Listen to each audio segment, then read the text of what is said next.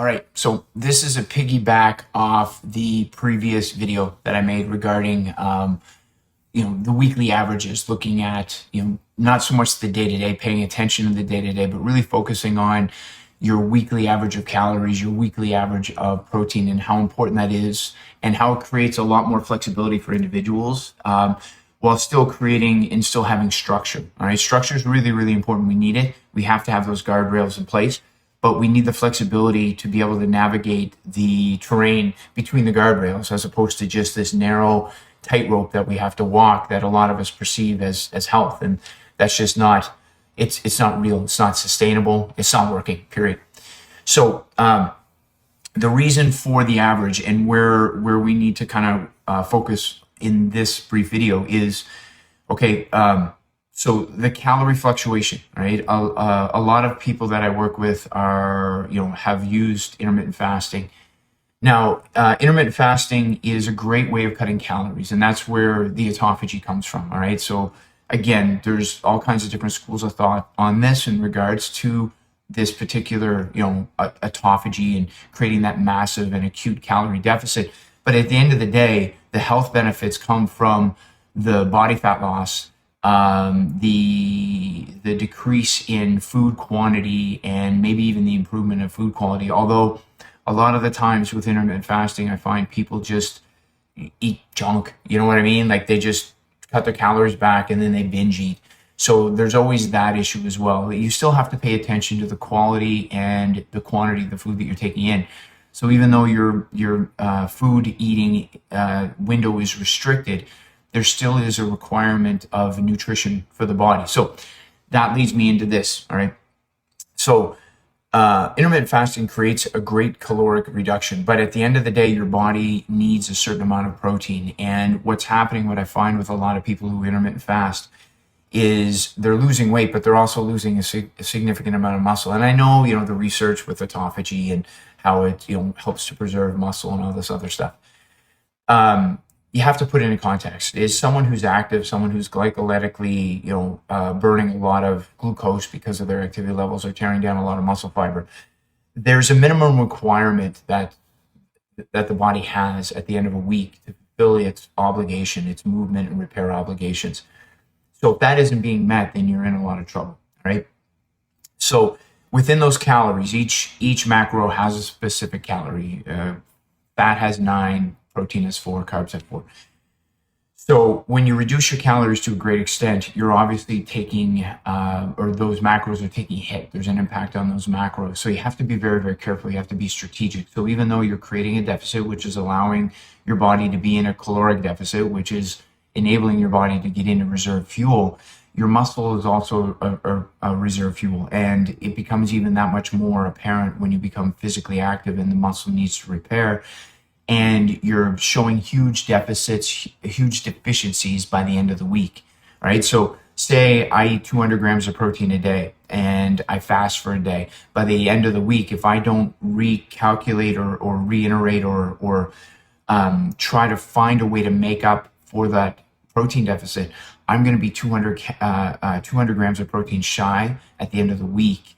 So times that by 4. Say I fast a 24-hour fast once a week. So, that's 800 grams of protein by the end of the month that your body now is deficient. And that's essential, especially in a calorie deficit and someone who's physically training.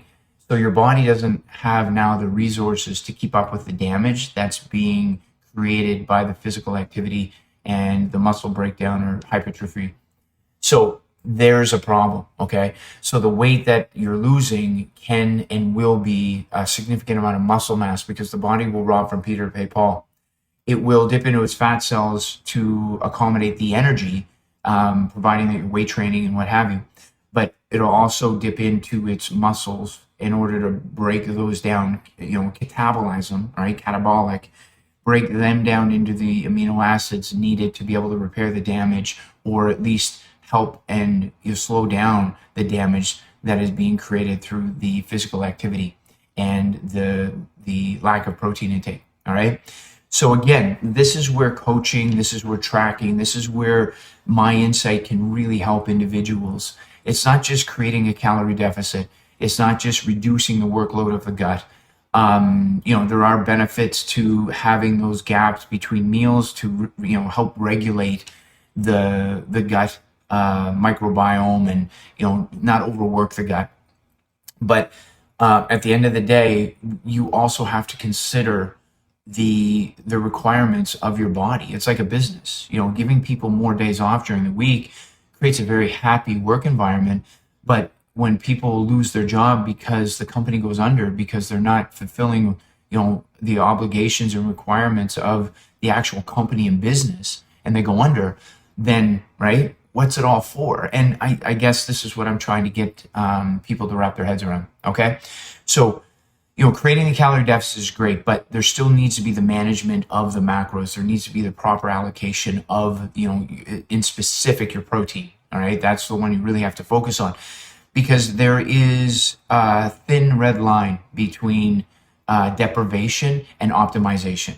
All right, so if you're cutting your calories back and you're not paying attention to your protein and you're not watching those numbers, what's going to happen is the body's going to perceive the weight loss as detrimental to its health. All right, it's not going to see it as optimization. It's going to see it as detrimental. It's going to see it as starvation. Whereas if you're creating a caloric deficit that is very well managed through your macronutrition, all right? So and your macronutrition has a lot to do with your lifestyle, how you're living your life, how you're distributing those calories and investing those calories. That can make the difference between the body looking at it as an optimization, getting rid of unwanted, adiposity or body fat that it doesn't need, improving circulation, changing its power to weight ratio, increasing its cardiopulmonary performance, like those types of things. So it's, and it's all done the same, it's all done in the same manner, but not necessarily the same way. Okay. So that's where someone like myself can really, really help those of you out there that are trying to get this done on your own, right? By getting in, understanding the metabolism, understanding your macronutrition, understanding calories, and understanding how it all fits together with this lifestyle that not only makes it attainable, it also makes it sustainable, because you're understanding the process as opposed to just doing it and then getting there and then not knowing how to maintain it, but also getting there under the body's duress, or under duress, I should say. The body not in total agreement with it, and the body seeing you as a leaner or lighter organism, but having done it through starvation, whether it's intentional or unintentional. Starvation is starvation. Whereas if you're doing it under the guidance of a coach that knows what they're doing, the body will look at the downsides as optimization, streamlining, efficiency, and it's more likely to stay there when that happens. It's more likely to fight to stay in that optimized state, as opposed to cut fence and run back to where things weren't necessarily comfortable, healthy, or optimal. But if given the choice between starvation and living suboptimally, the body's going to choose living suboptimally every single time. Okay, thanks.